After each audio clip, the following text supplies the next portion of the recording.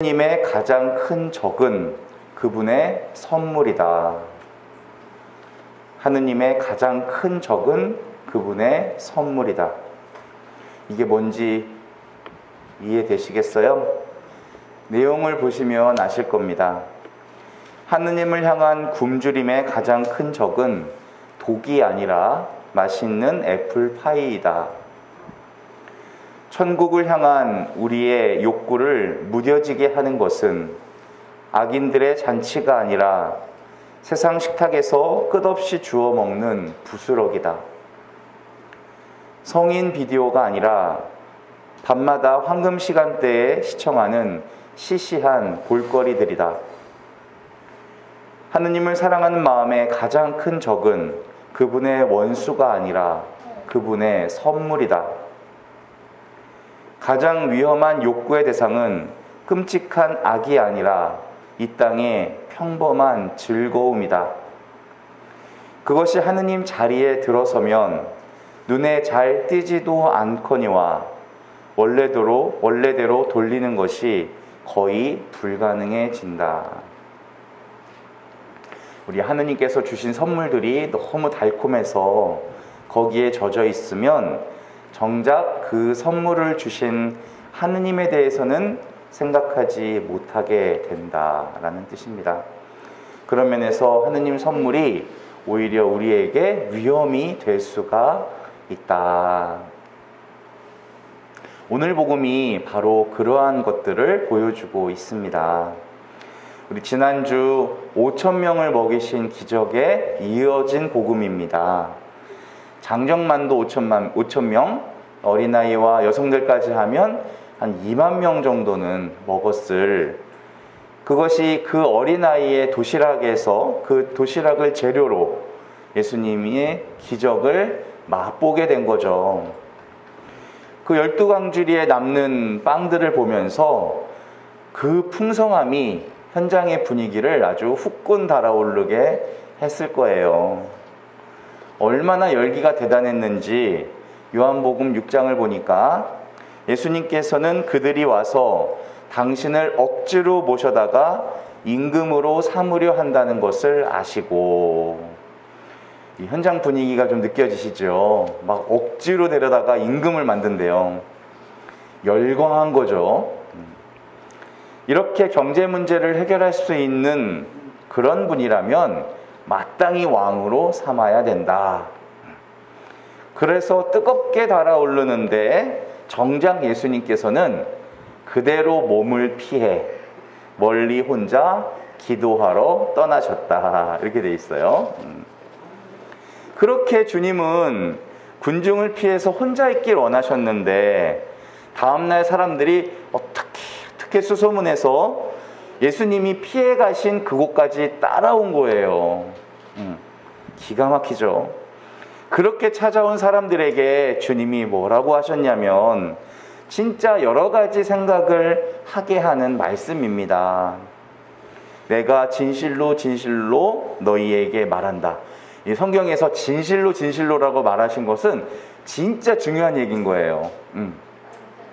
너희가 나를 찾는 것은 표징을 보았기 때문이 아니라 빵을 배불리 먹었기 때문이다.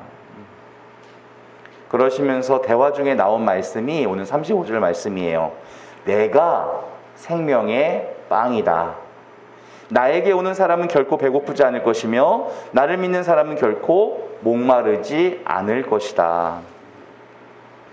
다음 날까지 애써 당신을 찾아온 사람들에게 하신 말씀이 너희가 나를 찾는 것은 빵 먹고 배불렀기 때문이고 내가 생명의 빵이다.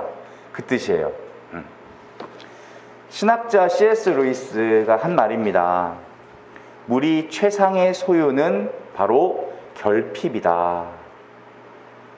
우리가 갖고 있는 것 중에 가장 좋은 것은 결핍이라는 것이래요. 우리가 없는 거. 이게 왜 최상의 소유가 되느냐? 내가 결핍되었다는 것을 알고 나면 하느님을 찾을 수가 있고 그분께 갈 수만 있다면 그 결핍이 그야말로 나에게는 최고의 축복이 될 수 있다는 거다. 그럼 반대로 빵을 받아 먹는 기쁨이 너무 크면 빵을 주신 주님은 생각하지 못한다.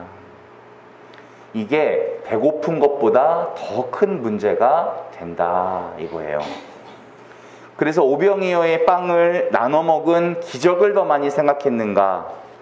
그것을 가능하게 하신 주님에 대한 사랑과 그때 그 감격을 더 많이 생각했는가? 내가 생명의 빵이다. 주님 말씀에 마음에 느껴지죠.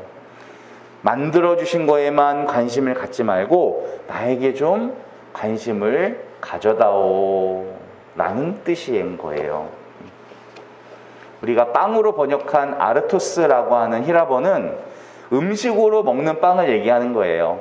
그때 그 사람들은 빵을 주식으로 했겠죠. 우리로 따지면 밥인 거예요. 간식이 아니에요. 나는 생명의 빵이다 하신 것은 우리가 매일 밥을 먹어야 내가 살아갈 수 있듯이 예수님과 매일 만남을 가져야 너의 영혼이 제대로 살아갈 수 있다는 말씀이에요. 그 이야기를 하필 왜 여기서 하셨냐? 온통 육신의 빵에만 꽂혀 있는 거예요.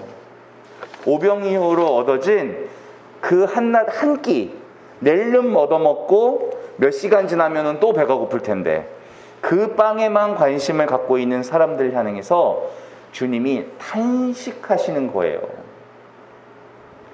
우리가 사막을 지나가다 보면 너무 뜨거우니까 땀이 막 비 오듯이 흘러야 되는데 또 너무 건조하니까 바로바로 말라버린대요. 그래서 땀이 흐르는 것을 모른답니다.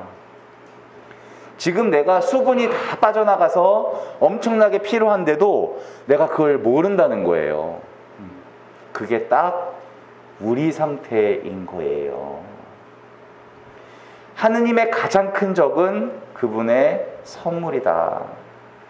하느님의 은총을 많이 받을수록 그 위험에 더 많이 노출되어 있다는 것을 아셔야 돼요. 하느님의 선물이 아무리 매력적이고 아무리 달콤해도 거기에만 마음이 팔린다면 생명의 빵이 아니라 그것을 주신 주님을 잊어버린다. 그러니 오늘 복음 말씀은 너희가 배고픈 것은 축복이고 목마른 것도 축복이다 이 말씀이에요. 지금 사막에서 수분이 점점점 빠져나가고 인식을 못하고 있는데 어떻게 해야 되느냐? 자, 내가 목마름을 못 느끼고 배고픔을 못 느낀다면 정기적으로 수분을 공급받아야 되는 거예요. 항상 영적으로 공급할 수분이 뭐냐? 주님을 사랑하는 거죠. 기도하는 겁니다. 언제부턴가 내 인생이 안개 속 같아. 정말 내 삶이 어떻게 될런지 모르겠어. 이렇게 비탄에 빠진 가엾은 영혼이 그 슬픔의 안개를 걷어치우고 즐겁게 새 생명으로 나아가야죠. 주님이 만들어주신 오병이어의 빵은 한 끼 배고픔은 채울 수 있지만 우리를 다시 살릴 능력은 없는 거예요. 생명의 빵이 되신 그분을 마음에 모시고 살지 않으면, 그분이 내 인생의 소망이 된다고 생각하지 않으면 안 되는 거예요.